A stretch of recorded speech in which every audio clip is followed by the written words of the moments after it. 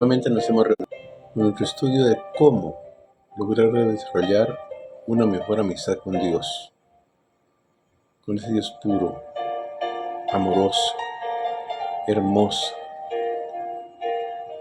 sensitivo, para adorarlo, para alabarlo, para bendecir su santo nombre, Señor. Gracias te damos, Señor, por este nuevo día. Te rogamos, por favor, que seas tú guiándonos, que seas tú protegiéndonos, que seas tú cuidándonos. Que tu Santo Espíritu abra nuestros corazones y que nos lleves al conocimiento pleno de ti, Señor, de tu hermosa palabra, de tu bondad y de tu misericordia para con nosotros. Gracias, Señor Jesús. Gracias, amado Dios. El Señor resucitó y solo un par de días luego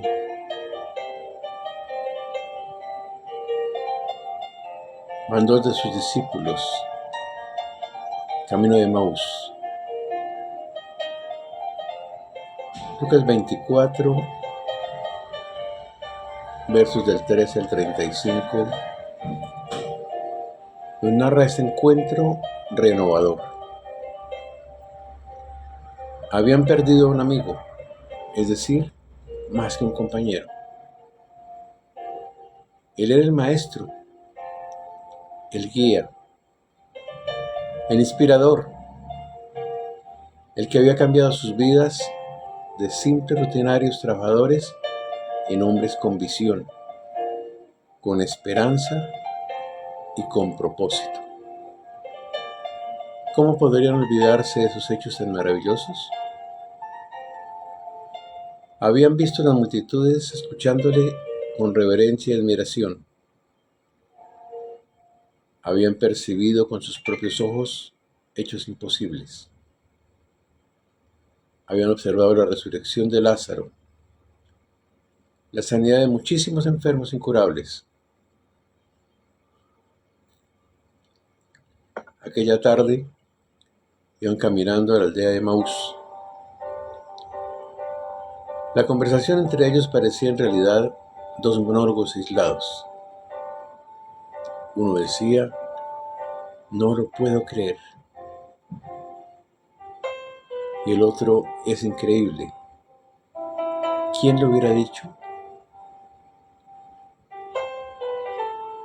Y el uno contestaba: pensar que hasta hace pocos días creíamos que todo iba a ser tan distinto. ¿Te acuerdas lo que dijo? Claro, él dijo tantas cosas asombrosas. De pronto un individuo se acerca a los dos hombres y empieza a caminar con ellos. Los ha saludado con el tradicional chalón. Es posible que los alcanzara para emparejarles el paso, pero no abruptamente, sino con discreción. Al principio no dice nada. Todo lo que hace es transitar en silencio y escuchar a los dos viajeros. El desconocido, el mismo Nazareno, caminaba con ellos. Es probable que no necesitaba ir a Emaús, pero sí tenía el deseo en su corazón de animar a estos dos discípulos. El caminante se interesa por estos hombres que no son ricos ni famosos y que no tienen poder político ni de ningún tipo. De pronto el transeúnte interrumpe su silencio y pregunta como a boca de jarro: ¿qué cosas son esas que tenéis entre vosotros y por qué estáis tristes? Aquí nadie está triste, responden los dos hombres al unísono, tratando de secarse unas pocas lágrimas con el dorso de la mano. Se sonríen como para mostrar una alegría que no tenían. Trataban de negar algo que sus rostros claramente delataban. Los dos individuos miran ahora al desconocido, pero es como si un filtro especial estuviera puesto delante de sus ojos. No reconocen su aspecto físico, ni tampoco evocan su voz. Aparte de esto, la vista de ellos era completamente normal. Podían ver el camino, los pocos arbustos y las montañas en la distancia sin ningún problema. Cleofas es una de esas personas que se irrita rápidamente, un poco rudo e impaciente, así que replica: ¿Eres tú el único forastero en Jerusalén? El aludido le contesta: ¿Qué cosas? Sigue entonces la extensa respuesta de ellos: de Jesús Nazareno, que fue varón poderoso, profeta, en obra y en palabra delante de Dios, y de todo el pueblo, y cómo le entregaron los principales sacerdotes y nuestros gobernantes a sentencia de muerte y le crucificaron. Ahora el tono de la voz de Cleofas cambia. Habla con voz muy baja, como para que si hubiera cerca otro caminante no pudiera escuchar. Con un tono grave y haciendo un gesto con sus ojos, expresando duda, prosigue: hay un rumor, unas mujeres nos han dicho. Se hace una pequeña pausa y se cercioran que nadie está escuchando. De inmediato agregan: no hallaron su cuerpo, dicen que él vive. Llegaron por fin a la villa de Emaús. El caminante hizo como que seguía de largo. El compañero de Cleofas asume la iniciativa: amigo, nuestra casa es humilde, pero está a su disposición. No necesita irse. Nos gustaría mucho seguir conversando con usted de estos temas. Nosotros no somos ricos, pero el Dios de Israel siempre nos ha provisto lo necesario. El lugar no es muy grande, pero con mucho gusto nos arreglaremos y usted tendrá un lugar confortable para pasar la noche. Ellos querían saber más. El desconocido hablaba palabras tan especiales. Solo hacía un corto tiempo desde que escucharon del Mesías palabras de vida. Sin embargo, parecería haber pasado mucho tiempo desde que oyeron frases tan cautivadoras. Está atardeciendo y los colores rojizos del crepúsculo pintan las pocas nubes. El sol ha seguido bajando y solamente un pequeño halo dorado se ve en el horizonte entre las montañas. Muy pronto todo será oscuridad. La noche siempre es fría, oscura y peligrosa. El forastero por fin es convencido y entra enamorada. Es una vivienda común, paredes blancas, pequeñas ventanas en la parte superior. Para entrar hay que agacharse un poco porque la puerta no es alta. La habitación es modesta, pero está limpia. El desconocido entra y se comporta como si estuviera en su propia casa. No quieren perder una palabra. Están magnetizados. Escuchan a ese hombre con interés y fascinación. El individuo habla con naturalidad verdadera y profunda que les explica de una manera hermosa y sencilla. Luego de un rato de estar sentado a la mesa, asume la iniciativa. Toma el pan y da gracias a Dios por él. Si bien esto habitualmente lo hacía el dueño de la casa, Cleofas y su amigo, consciente, no se oponen ni hacen preguntas. Es el caminante actúa con tanta libertad de autoridad como que no necesitara pedir permiso. Las palabras brotan de la boca del visitante. Habla del Dios Padre Eterno con sinceridad, confianza y familiaridad. Pero es cuando pronuncia la palabra Padre que comienzan a darse cuenta que ese hombre no podría ser otro que el crucificado.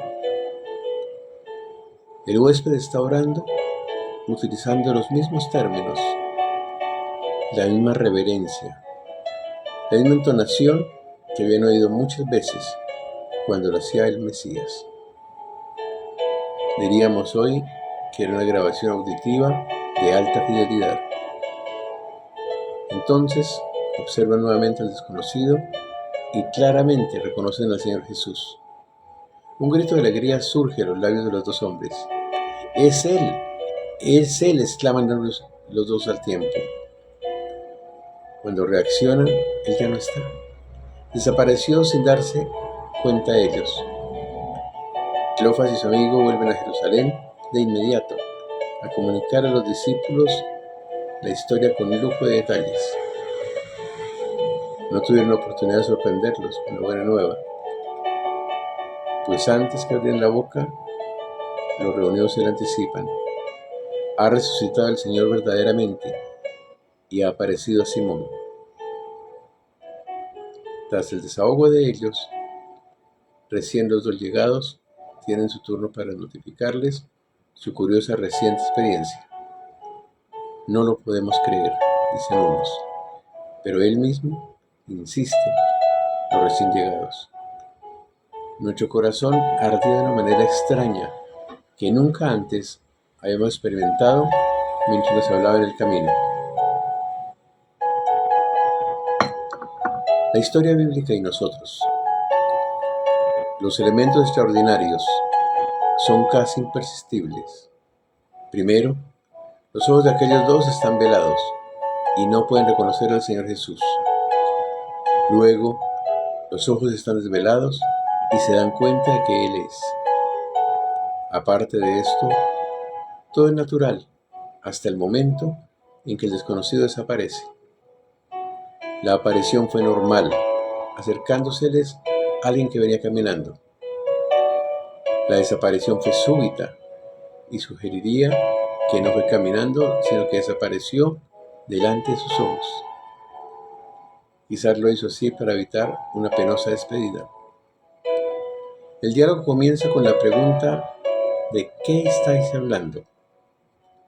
En general, la mayoría de nuestras conversaciones son de mis problemas, mi familia, mi trabajo, mis deportes y entretenimientos favoritos, y cuando no hay de qué más hablar, del estado del tiempo. Jesucristo les dice claramente que andan de cara triste. A nadie le agrada que le digan que tiene la cara penada.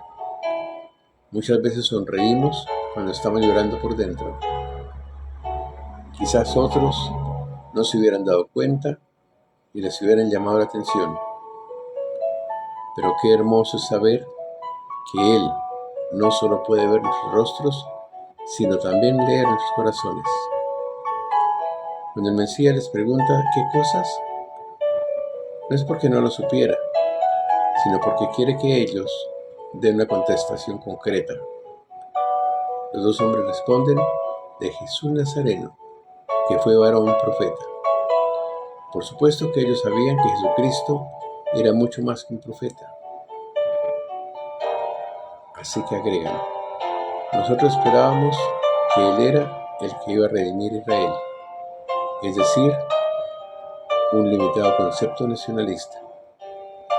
Entonces enfatizan: además de todo esto, hoy es ya el tercer día que esto ha acontecido. El Maestro había anunciado muchas veces que algo extraordinario iba a suceder el tercer día después de su muerte.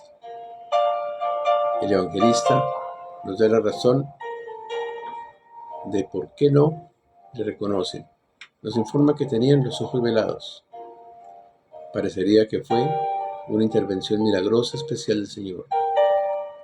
Esto permitiría que ellos pudieran aprender los elementos de doctrina sin estar tan fuera de sí, y por el hecho de reconocer al Maestro, a quien consideraban muerto.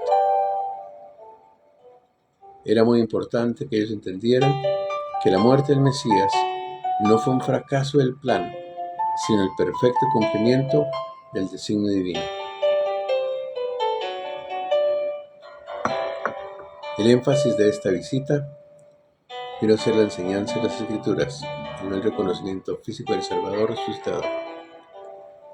Al interrogante del maestro ¿qué cosas? La respuesta es interesante. Podrían haber empezado con la doctrina de la deidad de Cristo y de la salvación, pero no lo hacen.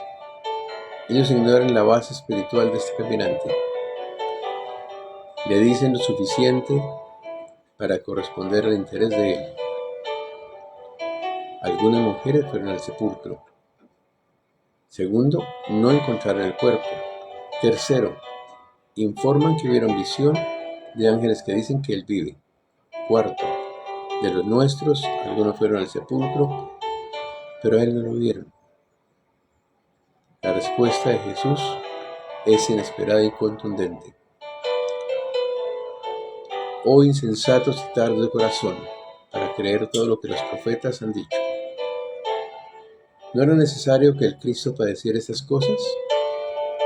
Era necesario el camino al padecimiento antes de entrar en su gloria.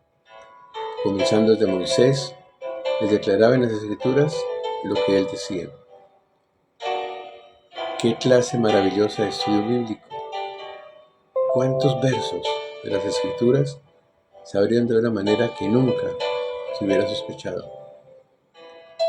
¿Cómo es posible que el Salmo 22 hablase de sus sufrimientos en la cruz con una precisión inverosímil?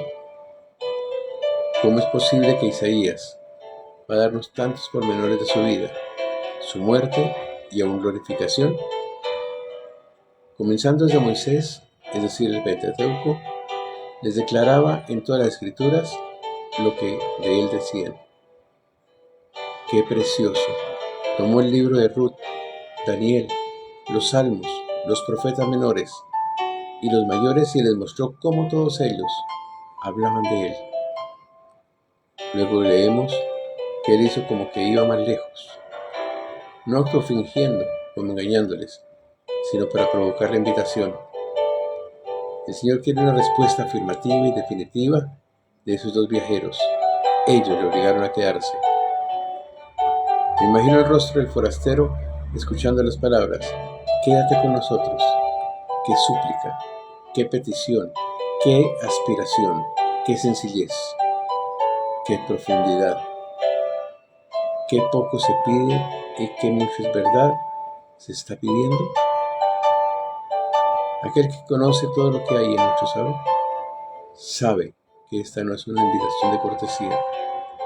Es un deseo del alma de ellos de profundizar más en el conocimiento de Jesucristo. ¿Qué tanto deseas tú saber acerca del Señor? ¿Qué tanto estás interesado en Él? El apóstol lo expresa a fin de conocerle y el poder de su resurrección y la participación de sus padecimientos, llegando a ser semejante a Él en su muerte. Uno de los salmos de los hijos de Coré nos dirá: como el ciervo brama por las corrientes de las aguas, así clama por ti, oh Dios, el alma mía. Mi alma tiene sed de Dios, del Dios vivo, dice el Salmo 42. Nos deja asombrados cuando pensamos que es nada menos que el Rey y Creador del universo quien se detiene a reposar en una morada sencilla con dos personas que ha encontrado en el camino. Sucede algo parecido cuando un amigo nos invita a almorzar y nos excusamos por muchos trabajos pendientes, pero si la persona insiste, aceptamos y después quedamos muy contentos porque accedimos a la invitación a pesar de que diferimos tareas que nos estaban esperando. Si pudiéramos ver la faz de Jesucristo en ese momento, veríamos un rostro complacido, lleno de gozo y amor por esos dos discípulos. La frase quédate con nosotros se ha utilizado en múltiples himnos. Es la oración del creyente pasando tiempos de dificultad. Se basa en la promesa de que Él está con nosotros todos los días de nuestra vida.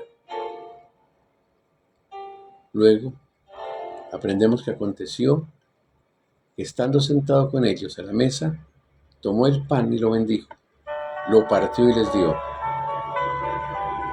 Esas manos que fueron perforadas en la cruz, esas manos de las cuales nadie nos puede apartar, es decir, le dio gracias a Dios por ese pan. El texto no nos informa que fue exactamente lo que dijo, pero fue lo mismo que cuando instituyó la cena de la última, allí en la Pascua que comió con sus discípulos.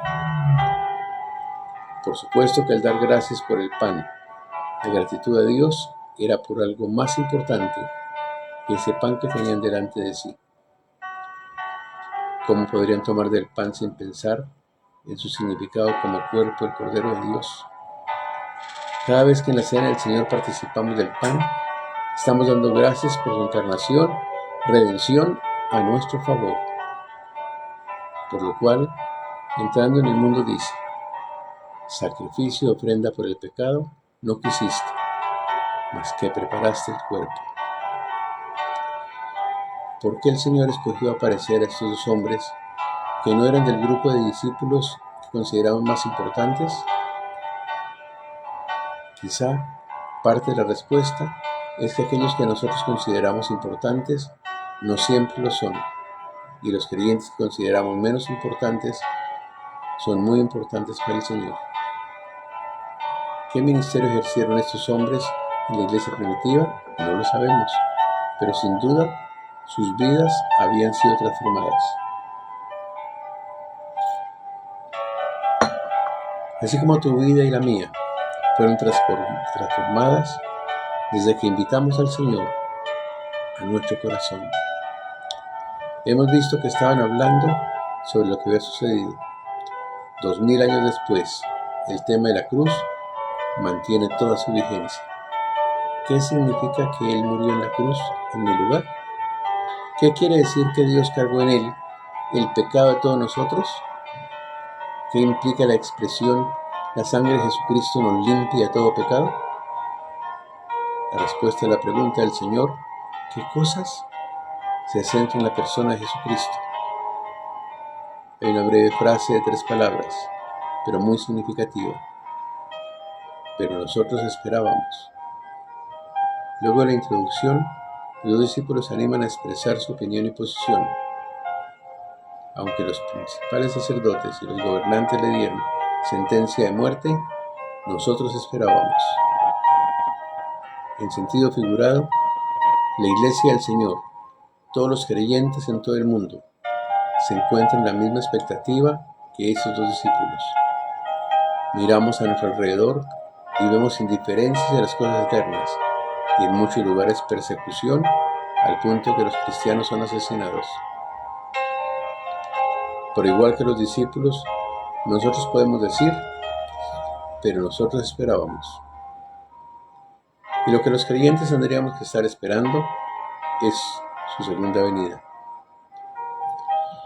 Y si me fuere y os preparar el lugar, vendré otra vez y os tomaré a mí mismo, para que donde yo estoy, vosotros también estéis. Promesa del Señor. Pero estos hombres tienen sus dudas. También nos han asombrado las mujeres de entre nosotros, diciendo que habían visto visión de ángeles, quienes dijeron que Él vive, y algunos de nosotros fueron al sepulcro y hallaron como las mujeres habían dicho, pero a Él no lo vieron. Se sugiere que están diciendo algo así. Si lo hubiéramos visto, estaríamos totalmente convencidos. De haberlo mirado, estaríamos radiantes de alegría.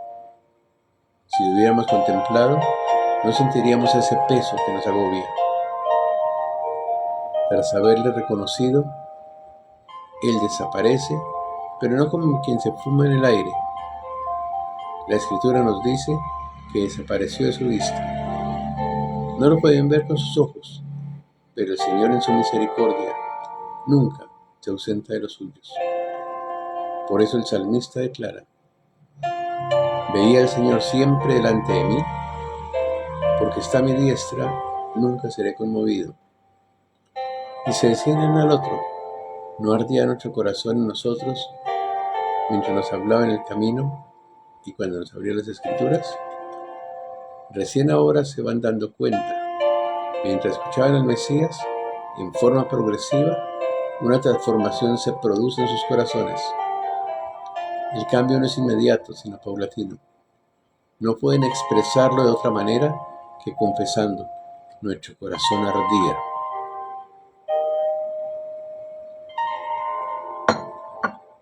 Durante el ministerio de la palabra de Dios, dado por el poder del Espíritu Santo, se produce el ardor en nuestro corazón. Los sermones hechos con el poder del ego y el cerebro pueden ser muy entretenidos, interesantes e instructivos, pero no producen ardor en el corazón. Que el Señor nos ayude para que nuestro corazón siga ardiendo como una antorcha, que da luz y color en este mundo de oscuridad y fealdad. El líder que hay en cada uno. Hablar del Señor Jesús como líder nos hace sentir infinitamente incapacitados de aún poder captar algo de ese aspecto de su bendita persona. Muchas veces los dirigentes utilizan su habilidad mental y su capacidad de expresión para obtener un puesto de importancia y poder. Eso nunca fue el caso del Mesías. Su mirada nunca estuvo dirigida a obtener la aprobación de los hombres, sino la de su eterno Padre.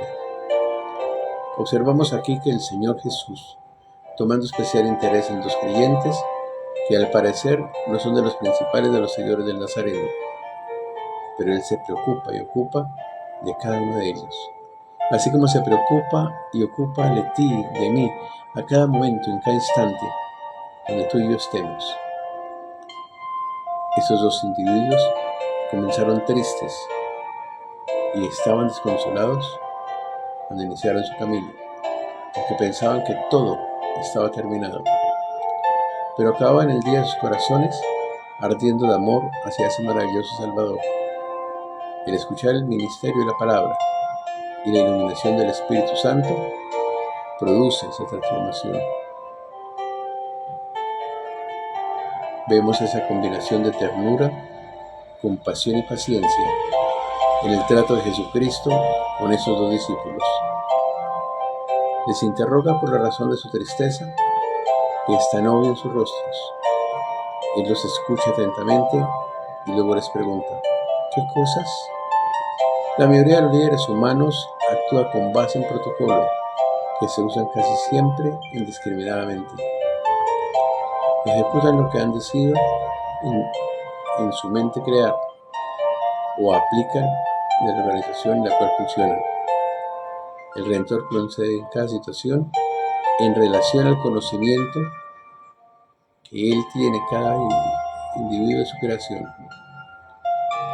Trató a la mujer adúltera con todo respeto, Juan 8, y a la mujer samaritana, que había tenido 6 hombres en su vida, con paciencia y deferencia. Él permanece con nosotros. Tal vez nos preguntemos por qué los dos discípulos no supieron que el Salvador caminaba con ellos. Sin embargo, con cuánta frecuencia no logramos entender que Él camina con nosotros, que Él es el que nos está guiando, que nos está protegiendo, que nos está cuidando. A menudo estamos tan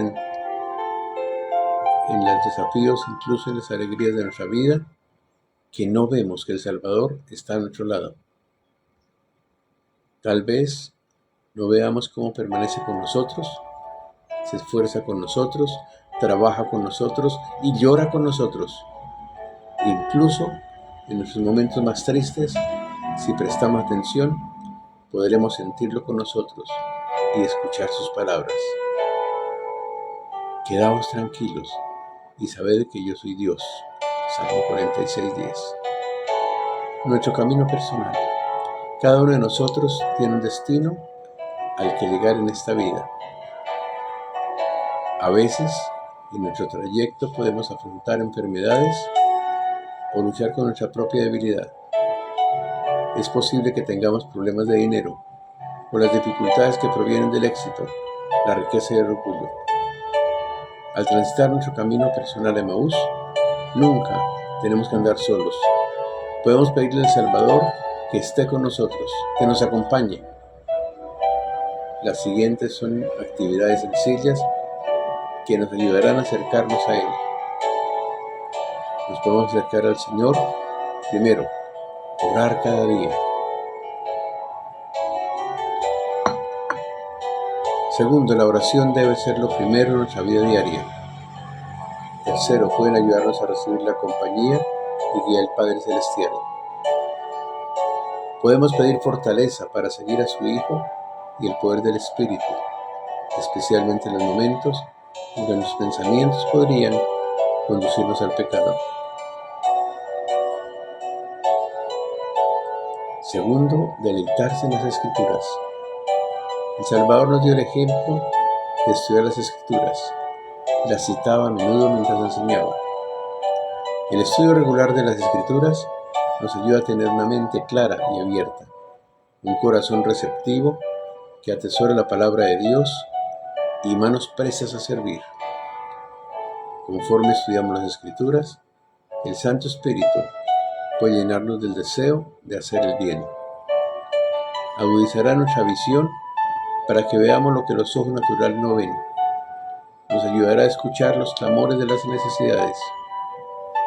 Se nos bendecirá por seguir en el ejemplo del Salvador de consolar a los que necesitan el consuelo. Entonces, al afrontar las tareas del día, nunca caminaremos solos. El Señor caminará con nosotros un paso a la vez. Tercero, debemos invitarlo a quedarse. A medida que aprendemos acerca de Jesucristo y obedecemos sus mandamientos, invitamos al Salvador a estar con nosotros. Aprendemos a reconocer su influencia en nuestra vida. Los 2 discípulos del camino de Emaús caminaron con el Salvador, hablaron con Él y sintieron que les ardía el corazón.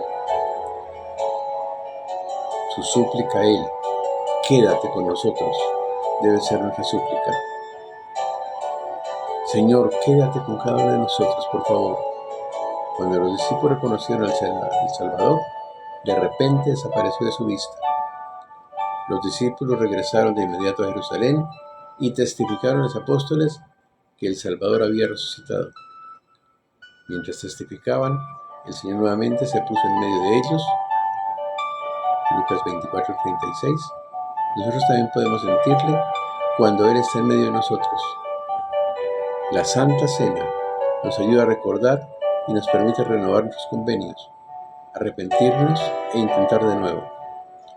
Cuando tomamos la cena, manifestamos nuestra disposición de tomar sobre nosotros el nombre de Jesucristo y de volver a comprometernos a recordarle y guardar sus mandamientos.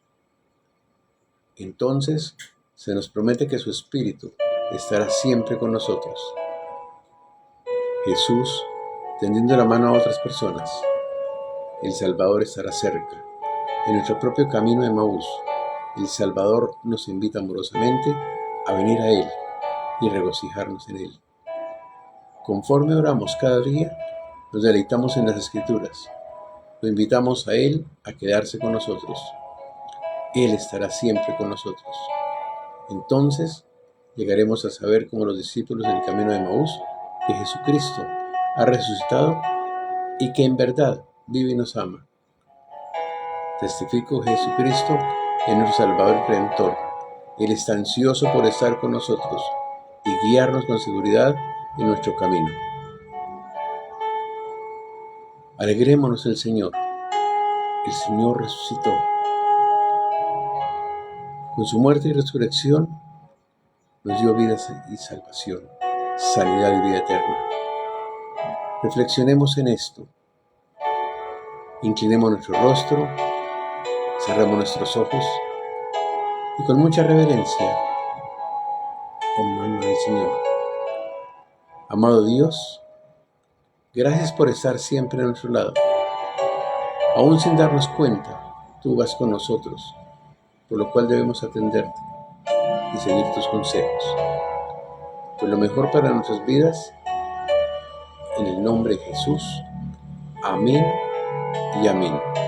Dios los bendiga y que todo sea de día, cada vez más cerca de Dios, acompañados por Él.